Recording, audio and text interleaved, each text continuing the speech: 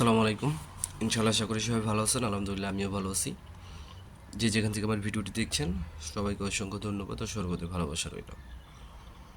আসলে আমি অসুস্থ, তারা সকলেই জানেন।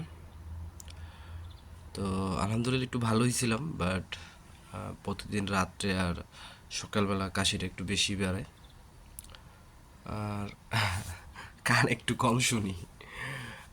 যাই হোক, মানে শরীরটা অনেক খারাপ। তো আজকে আমি কথা বলবো হচ্ছে গতকালকে গতকালকে আমি 2 দিন আপডেট দিয়েছিলাম, গতকালকের এবং গত পরশুর আপডেট দিয়েছিলাম। তো আজকে আমি আপনাদের ভিএফএস গ্লোবালের পুরো সিলেট, ঢাকা, চিটাগাং সবগুলো আপডেট দিতে পারবো না। আমার কাছে সিলেটের আপডেট আছে, সেটা আমি দিব, ঠিক আছে। আর পরবর্তীতে যদি আমার কাছে আপডেট আসে সেটা আমি কালকের ভিডিওতে অবশ্যই আপনাদেরকে ইনশাল্লাহ জানাবো। তো অবশ্যই চলেন ভিডিওটা পুরোটা শুরু করা যাক।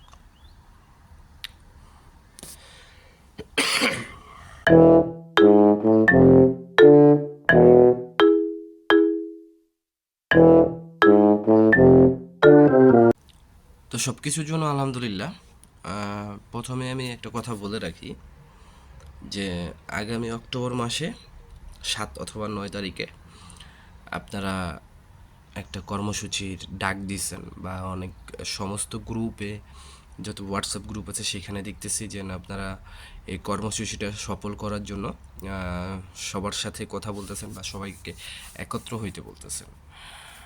দেখেন, আপনারা লাস্ট যে কর্মসূচিটা করছেন এম্বাসির সামনে, আপনার বিচারপতি শাহাবুদ্দিন পার্কের সামনে, এটা এক পর্যায়ে সফল হয়েছে, যার কারণে এখন ভিসার ডেলিভারির কাজ কিন্তু বাড়ছে, বা পাসপোর্ট ডেলিভারির কাজ বাড়ছে। এখন ভিসা আপনি তো তখনই পাবেন ভাই, যখন আপনার ডকুমেন্ট ঠিক থাকবে। আপনি যত আন্দোলন করেন, যত ডাক্তারে ইউনুসরে দিয়ে মনে করেন পা চাটান, যাই চাটান, যে যার পা ছাড়ুক, কথাটা মাইন্ডে নিয়েন না, আপনাদের বোঝানোর জন্য। কখনোই কিন্তু ভিসা হবে না যদি আপনার ডকুমেন্ট ঠিক না থাকে। এতটুক তো আপনিও জানেন, আমিও জানি ভালো করে, তাই না? সো একটা কর্মসূচি করার পরে যখন তার একটা সময় নেয়, বা আপনি যাদের বিরুদ্ধে যেই আপনার যেই কারণে কর্মসূচিটা, সে পক্ষ যখন একটা সময় নেয়, তাদেরকে সেই সময়টা পর্যন্ত দিতে হয়, দিতে হবে আপনাদের। অন্তত আপনারা 5 মাসের জায়গায় অন্তত তাদের 2 মাস 3 মাস দিয়ে দেখতে হবে। আমি জানি আপনারা 1-1.5 বছর ধরে ওয়েট করতেছেন, কিন্তু কিছু করার নেই। এখান থেকে যদি এটাকে উঠাই নিয়ে ইন্ডিয়াতে বসানো হয়, বা যে দেশে এম্বাসি নেই সেই দেশে বসানো হয়, কিছুই হবে না তাদের, উল্টো সমস্যাটা আমাদের হবে। সো এই কাজটা আর করেন না, তা অন্তত তাদের 2-3 মাস সময় দেন। এখন একটা কর্মসূচি করছেন যেহেতু, তারা একটা লিখিত স্টেটমেন্ট দিয়েছে, এটা কিন্তু তারা মৌখিক স্টেটমেন্ট দেয় নাই, লিখিত স্টেটমেন্ট দিছে। আপনারা তাদেরকে সময় দেন। অক্টোবর মাসে কোনো ধরনের আপনারা কর্মসূচিতে যাবেন না। এবং কি বাংলাদেশ প্রশাসনের থেকেও কিন্তু বলা হয়েছে যে যত উপদেষ্টা আছে, বিশেষ করে ডাক্তার ইউনুস প্রধান উপদেষ্টা, তাদের বাসার সামনে কোনো ধরনের জনবল মানে থাকতে পারবে না, মানে একসাথে কোনো জনগোষ্ঠী হতে পারবে না সেখানে। তো সেই ক্ষেত্রে কিন্তু আপনাদের সমস্যা হতেই পারে, আর এই বিষয়টা অন্যদিকে যেতেই পারে। তারপরে বাকিটা আপনাদের ইচ্ছা। তো আমার কাছে সিলেটের কিছু পাসপোর্ট ডেলিভারির আপডেট আছে। সিলেট ভিএফএস গ্লোবালের ডেলিভারির খুবই কম, মানে আমার কাছে আছে 5টা ডেলিভারির আপডেট, হয়তো বা পরে আরও আসবে। আমি ইনশাল্লাহ আপনাদেরকে জানাবো। ফ্যামিলি একটা নভেম্বর মাসের, এগ্রিকালচার একটাও নাই, স্পন্সর একটাও নাই, রিজেক্ট হচ্ছে 2টা ওয়ার্ক ভিসা, উইথড্র 2টা ওয়ার্ক ভিসা, ঠিক আছে। আর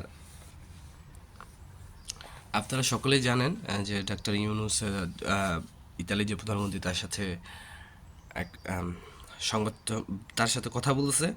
সেখানে কিন্তু তিনি বাংলাদেশের যে মানুষ অবৈধ পথ দিয়ে ইটালিতে যায়, সেটা যাতে না হয় সেজন্য, যাতে আপনার বৈধ পথে বাংলাদেশ থেকে মানুষ যেতে আসতে পারে ইতালিতে এবং কর্মসংস্থান বিধি হয়, তার জন্য কিন্তু কথা বলছে। এটা সব সরকারই বলে, এটা কোনো একেবারে আমাদের জন্য ভালোই না।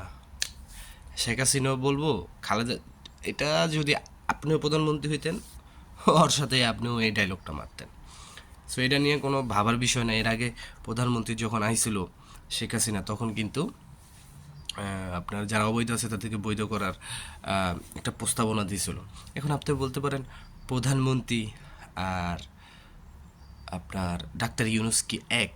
না, আমি ডাক্তার ইউনুস এক, আবার প্রধানমন্ত্রী আরেক, মানে শেখ হাসিনা আরেক। তো যাই হোক, আমি ওদিকে যেতে চাই না।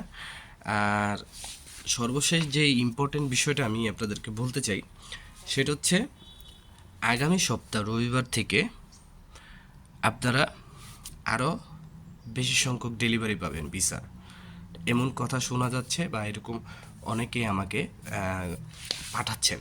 আর আপনারা আজকের যে আপডেটটা আমি আপনাদের দিলাম, আপনারা চাইলে অন্য গ্রুপ থেকে এটা সংগ্রহ করতে পারবেন। বিভিন্ন ধরনের গ্রুপে আছে, সেখানে এই আপডেটগুলি দেওয়া হয়, আপনারা সেখান থেকে কালেক্ট করে নেবেন। আর যদি না পারেন, আমি অবশ্যই আমার কাছে আসলে আমি আপনাদেরকে পরবর্তীতে জানাবো। আগামী সপ্তাহ থেকে হয়তোবা ভিএফএস গ্লোবাল থেকে আরও ডেলিভারি সংখ্যা বাড়তে পারে।